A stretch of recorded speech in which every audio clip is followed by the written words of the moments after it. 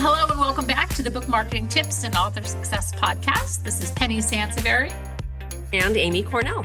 And so we're talking about something that I am probably going to get at some point I'm going to have to probably step away from the mic because I'm very passionate about the scams that have been going on recently with authors. We thought it was important enough to do a show on it.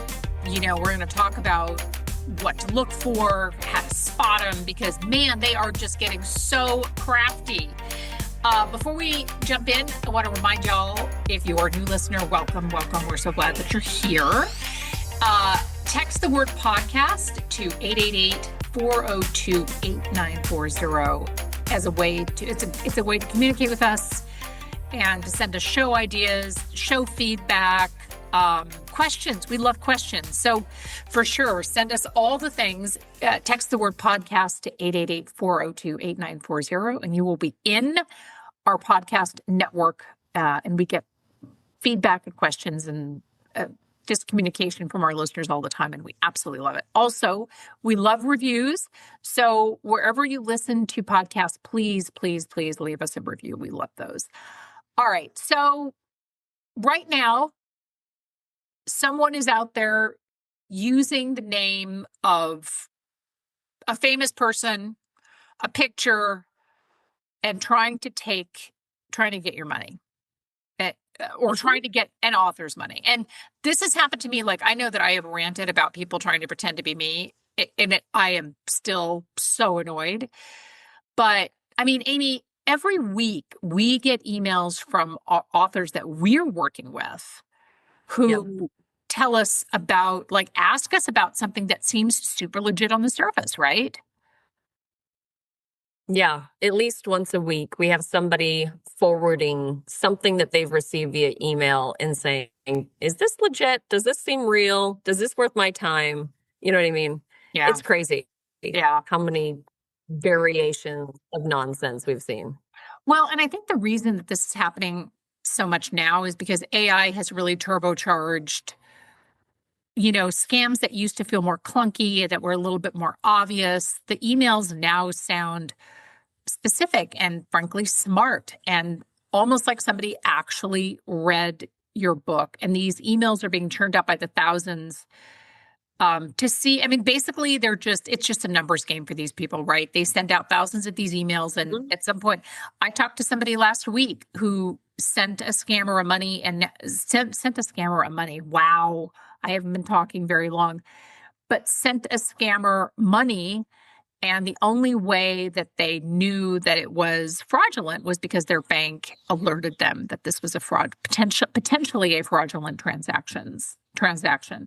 So it's a real problem. And in this show, we're going to talk about not just how to protect yourself from spending this money, but also how to protect your brand, because we're also seeing authors being authors being, faked, like fake Dan Browns asking to co-author their book and all that kind of stuff. So we're going to get into that more in the show. All right. So let's start with the scam playbook and how they operate. Amy, can we talk about the AI flattery email? Because these emails always start off with flattering, right? Like, oh, you're so wonderful. Oh, right. Your book is so wonderful, right? Oh, yeah. And I've read your book this week. You know what I mean? These people have spent hours dedicated to your success and helping you. Like it's hard not to want everybody to respond like that, right? I mean, yeah, right. But exactly. It is definitely that I would say that's a very good place to start. The flattery. If somebody has reached out to you and you did not initiate the conversation and they are just gushing and gushing and gushing about your book, and they're not just simply a reader giving you a nice review, be concerned. Yeah, exactly. And here's the thing though, too, is that, so the email on its face, the email seems very specific, like, oh, this person sounds like they read my book. But when you really dive into the email, you realize that there is enough generic language. So basically what they did is they pulled your description off of Amazon and they popped it into whatever AI that they're using.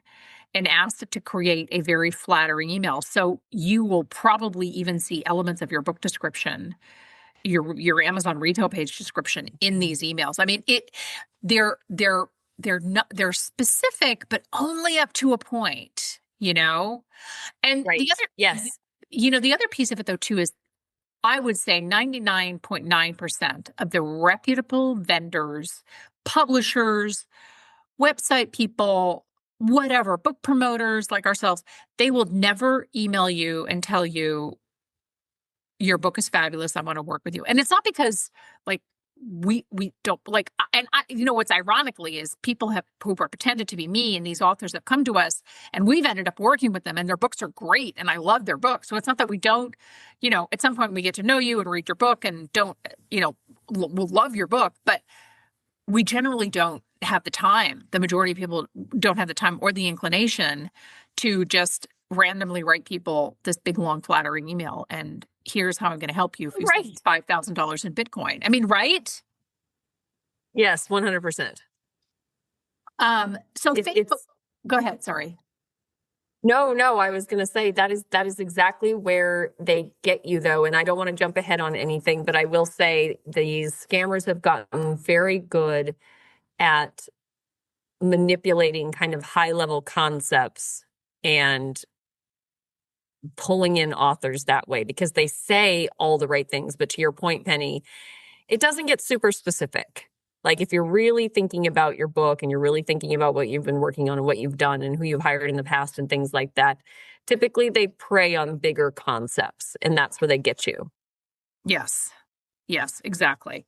They prey on bigger concepts and fake book club. So, and I will admit that the first time that I got the fake book club email, first off, I mean, look, I love my books. I love what I write. They aren't book club books. Like this isn't like nobody's going to take, unless it's a writer's group or something, like I could see that. But like your ladies book club and they read fiction or they're reading the latest, I don't know, Frida McFadden, whatever. They're not going to take the Amazon author formula and be like, oh, let's talk about this book this month. You know what I mean? Like, so to some extent, they're not very, like I said, it's just a numbers game. They're not very thoughtful. But the first book club invitation that I got, I actually wrote the person back. I'm like, you know that I don't write fiction, right? Like, are you sure? And then I realized at some point, like, oh, duh, okay, this was just a fake book.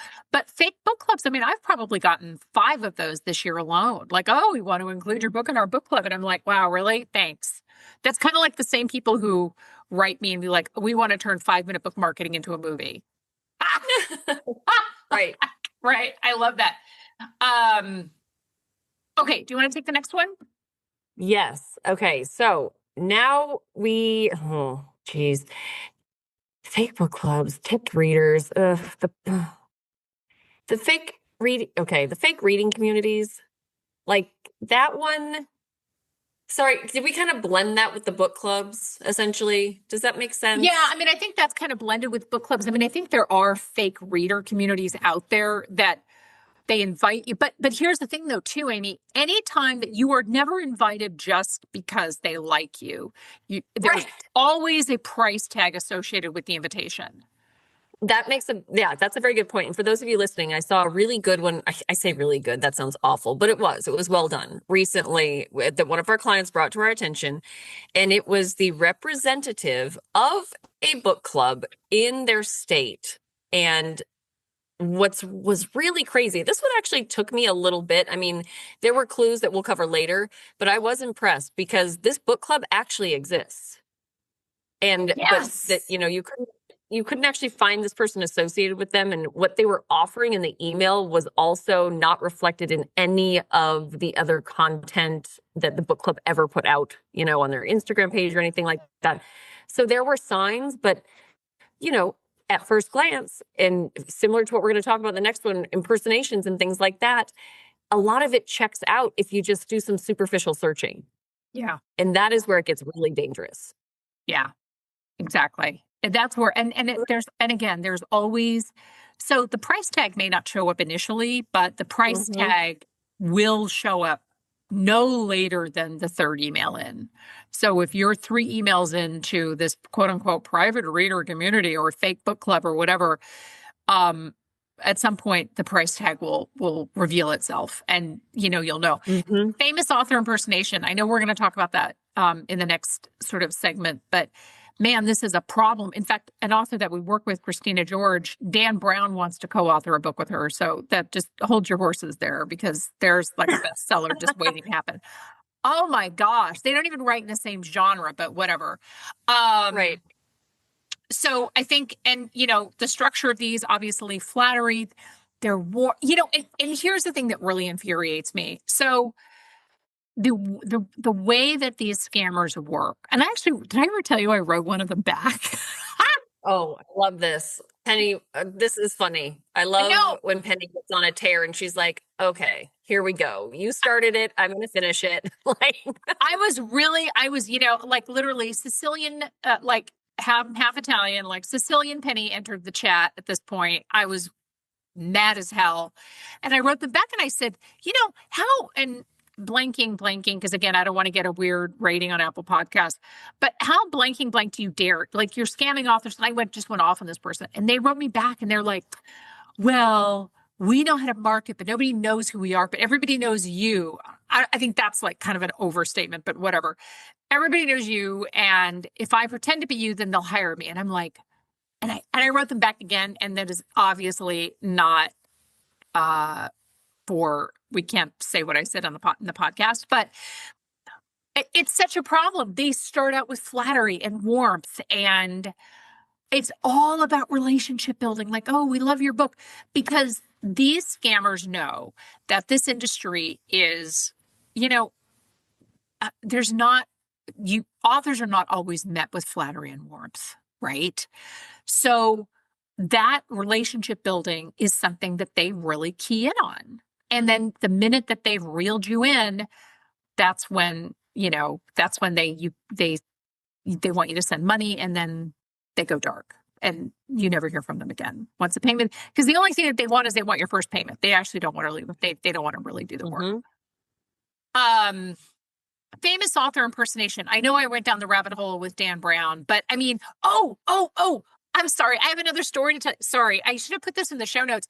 I talked to an author who we're actually now working with, and he said that he wanted to do a video call with me. He goes, I just want to make sure that it's you, because he had been scammed. Like, he had been contacted by fake Penny, right? And I got on a video with him, and he said, oh, I'm glad to see that it's really you, because I guess like Margaret Atwood or some really famous author contacted him to co-author a book, right? And then he did a video call. Amy knows where the story's going. He did a video call with this author, and it was a short little black dude in Nigeria or something, because he mentioned that the call was like at a weird hour, right? Like, because of the time difference. And literally with a straight face, this scammer said, well, because the author was like, well, aren't you some older black, like, white woman, right? And the scammer said, yeah, that's just the picture that I use for my branding, but this is really who I am. I was like, are you? And he goes, well, what? That is insane to me. Isn't that just insane? I was like, and I said, I'm sorry, I'm mad, and I'm also laughing because they're just so brazen. It's the craziest thing, Okay, so vendor red flags. Are we? Because I know we're like all over the place because we both have so many strong feelings about this. What did I miss, Amy? No, I think vendor red flags is a good one. I would say, yeah, just be careful of, when it comes to impersonations, just go deeper than superficial vetting. If it mentions anybody by name that you can then Google and they are a legit person, that doesn't mean that actual person is tied to this project, message, firm, whatever, or has endorsed anything that is in the email you received, but that really is next level manipulation, because they think most people are too lazy to, and no offense to anybody that's fallen for one of these, but they really are. They're hoping you don't dig too deep. Maybe that's a nicer way to say it. And then they feel like, oh, I'm going to drop this name in here. So if they do search for this name, they're going to go, oh, well, that's a real person and they've done well. And if they're involved in this somehow, then it's probably safe. They are hoping that that's as deep as you go. So always dig a little bit deeper. Right. Exactly. Exactly. And I think I think that's a really good, so always dig a little bit deeper. Again, at some point, the price tag will show up, right? For fake literary agents, film agents, publishers, they are not going to email you to sign it. Like, I'm sorry, I get it. They're literally not going to email you to sign you for a deal. That's not how the industry works, right? No, there's over 11,000 books published every day as a rough, probably lowball estimate. Like, I hate to, like Penny said, we hate to say it, but that is just not how the industry works. They just don't have time to do it that way, Yeah, exactly. And, fake PR firms, because like I said, we've been fake penny. Like, we sort of joke about the fake penny emails. It's not really funny. It's kind of, it's infuriating, but I know each new one cuts a little bit deeper, but we laugh about it in between. Right, exactly. And podcasts, like, there was a podcast that I guess, so, I'll get you, and I get these literally every day. I will get you on 100 podcasts in the next month or whatever. And one of them, this was not an author that I heard from directly, but one of them wanted to charge $1,000 a minute to be on the podcast. And it's like, I bet, and was that like a pre-recorded interview? Yeah. Was that like a pre-recorded interview situation? Which sounds like, why can't it work that way, right? Why can't I pay to have an interview recorded? And then this person who has my best interest in mind will go get this on a bunch of shows. Yeah. Ugh. So basically what they did is they just record a little snippet of something and they charge $1,000 a minute, right? So if you have a, 5-minute interview, like if you have 5-minute little snippet, we'll just call it a snippet because it's not really an interview. They don't have anybody interviewing you. You just record something. So you talk about your book, like, oh, I wrote my book on blah, blah, whatever. My name is such and such and my website is such and such. And then they say, okay, well, that's that'll be $5,000, or God forbid, $10,000 if it's a 10-minute, right? And then that snippet gets thrown in the trash and your money gets spent on God knows what. Yeah. Yeah, exactly. It's absolutely insane. All right. So let's go through the red flag checklist. The most important is they found you. We've talked about this a couple times. If they find you, and again, look, we're not trying to hurt anybody's feelings, but literally that's just not how it works. Unsolicited outreach is the first red flag. And Amy, the next one, I'm just going to leave this to Amy because this is Amy's favorite. Yes. Gmail, Yahoo, any other free email service, legitimate organizations that are actually in this business and have been in it long enough to be successful are not using free email accounts. It's just, again, like Penny said, it's just not how it works. You have an email tied to your website that somebody can then also check out, vet your services, vet who you are. You know what I mean? So if there are clear stoppers to being able to find out who you're actually communicating with, that is a huge red flag. Yeah, that is a huge red flag. I think the next one, obviously, and I mentioned this earlier, they know your book's name and the email sounds credible to some extent, but they don't really know anything very specific about it. So it's hard to really even describe. If you've seen it, you know it, right? It's specific only up to a point, and then it seems very generic. Right. And, again, we keep going back to there's a ton of books made and that's not how the industry works. As much as it would be lovely, people that are actually working in this industry do not have time to pre-read books before they even talk to the author. Never. Like that is just not how anybody spends their time. Like it would be impossible to function. Right. So if somebody's claiming they read a book or anything like that and then reaching out to you, it's like that's a big one. Yeah. Don't believe them. Yeah, exactly. Exactly. Um, so the next one, I think, the next two or three are kind of in the same, fall in the same bucket. Do you want to take those? I agree. Yeah, pressure and urgency, like get back to me by Friday, only 2 spots left, things like that that are super, super like timely. As like they want to force you to make a decision without doing your due diligence. That's a problem. Guaranteed results, that's very tricky as well because usually if they are using words like that, there's fine print that they're also not showing you. So be wary of that. I'm not saying that there aren't some ways to guarantee certain kinds of work, but you want to know the full scope of that. You know what I mean? So don't just go off of guaranteed this, guaranteed that. Like you really want to know what the work is being done, what the deliverables are, things like that that follow up with the guarantees. Any sort of upfront fees that, from agents specifically, that's not how agents are paid. Yeah. It's not, if anybody's offering a better version of how you're going to afford this, like I hate to say it, but that should also give you pause. Look into it more, because Yeah. if everybody's doing it one way and then this unicorn individual shows up and offers you, a way to skip all of that, that should also make you wary, Yeah, exactly. Exactly. And I think the next one, obviously we talked about this, the famous authors who want to collaborate, right? Real best-selling authors are probably not sliding into your DMs. Like, I mean, that would be a high quality problem to have. And you know what's really sad about this is that if this ever really does happen to somebody, they're gonna be like, well, Penny told me it was Penny and like Amy and Penny told me it was fake. So I didn't like it. Now I missed. I lost my big chance. I lost my big chance and it's their fault. And then the other thing, and just before we wrap up, I want to talk to you all about, I just want to mention about what you as an author, not just to protect yourself from spending this money, but what you need to do to protect yourself too, because I think it's worth mentioning that.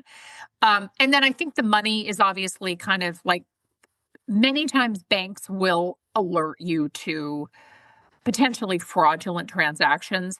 Anything to do with cryptocurrency, wire transfers always seem super sketchy.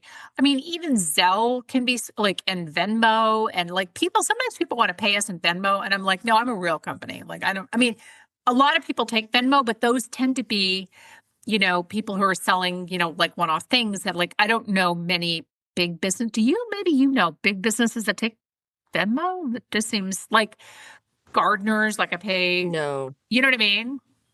Like I paid a house painter in Venmo. Yeah. It's kind of a different thing. You know what I mean? Yes.